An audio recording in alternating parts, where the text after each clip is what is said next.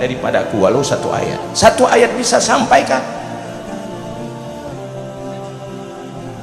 Menang Rasulullah oleh sebuah pergerakan dan menganggap itu suatu yang penting dari segala yang penting. Oleh karena itu, mungkin kita-kita yang melakukan kajian Ahlussunnah wal Jamaah secara benar dan secara luas, kita pasti yakin dengan kebenarannya. Ahlussunnah wal Jamaah itu paling moderat, selalu rasional dan nakli, tidak mengandalkan akal semata seperti Mu'tazilah, tidak juga mengandalkan nakal semata tanpa mempergunakan rasionalitas. Tetapi bagaimana, apa yang mesti kita lakukan supaya kebenaran itu tersampaikan, terisrakan ke semua lini? Jangan salahkan mereka yang salah. Lahan yang kosong akan diisi oleh predator. Maka pergerakan Tastafi ini ingin supaya jangan terbiarkan lahan-lahan kosong itu. Lahan kosong itu akan digarap oleh musuh dan akan menjadi musuh bagi bangsa kita sendiri, musuh bagi Ahlussunnah wal Jamaah. Tidak wafat Nabi kita sebelum Allah memberitahu. Ini bedanya dengan Allah.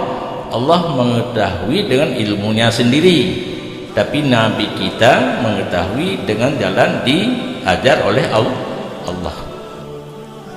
Geputupu ke Nabi kitanya makana barang yang telah terjadi, wa ma yakunu, dan apa yang akan terjadi hatta kiamat. Allah memberitahu kepada Nabi, tetapi dirahasiakan.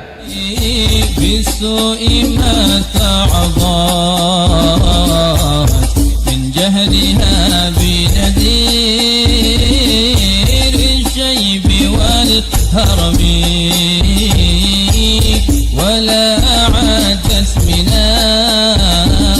الفعل الجميل كرام طيف ألما براسي غير محتجب.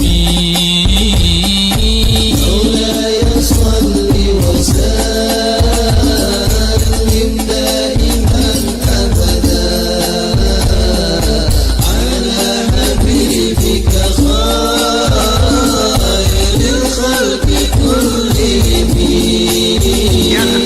Ada yang menakal memang Asy'ari seperti begitu, atau di mana terjadi pendapat tersebut dan pendapat tersebut pendapat siapa,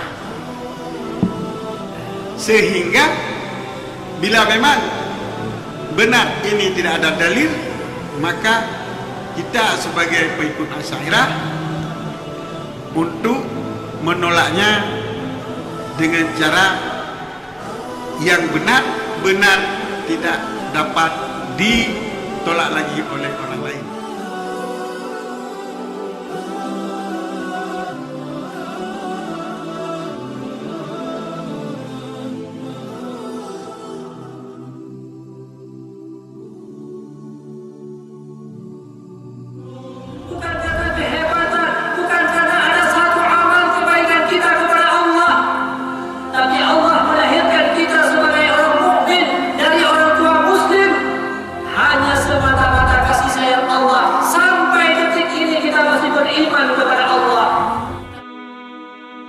بسم الله الرحمن الرحيم. الحمد لله رب العالمين، والصلاة والسلام على سيدنا محمد وعلى آله وصحبه أجمعين.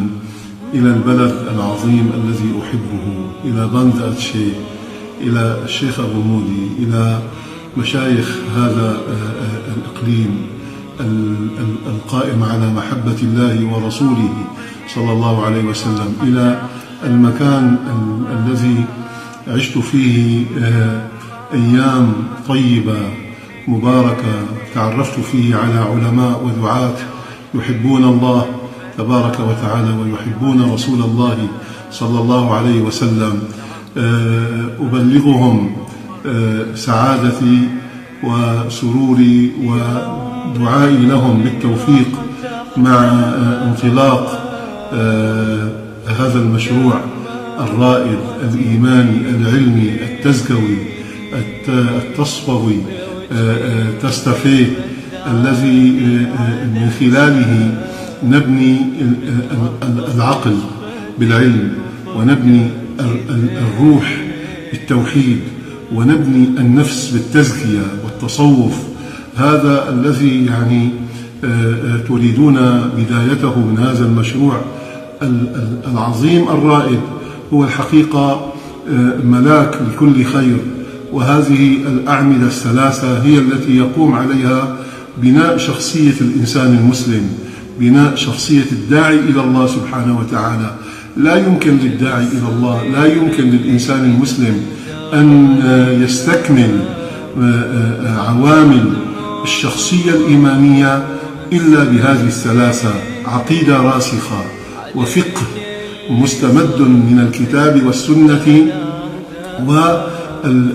والأعلام الذين أخذوا من قلب رسول الله صلى الله عليه وسلم كشيخنا وإمامنا الإمام الشافعي رضي الله عنه وأرضاه. ثم يأتي حجر الزاوية وبيت القصيد من تزكية النفس كما أراد ربنا سبحانه وتعالى لما قال: وهو الذي بعث في الأميين رسولا منهم يتلو عليهم آياته ويزكيهم ويعلمهم الكتاب والحكمة وإن كانوا من قبل لفي ضلال مبين. حياكم الله، زادكم الله توفيقا، زادكم الله عز وجل خدمة لدين الله، نشرا لرسالة رسول الله صلى الله عليه وسلم. ونسأل الله عز وجل لنا جميعا القبول، وإلى لقاء قريب بإذن الله تبارك وتعالى.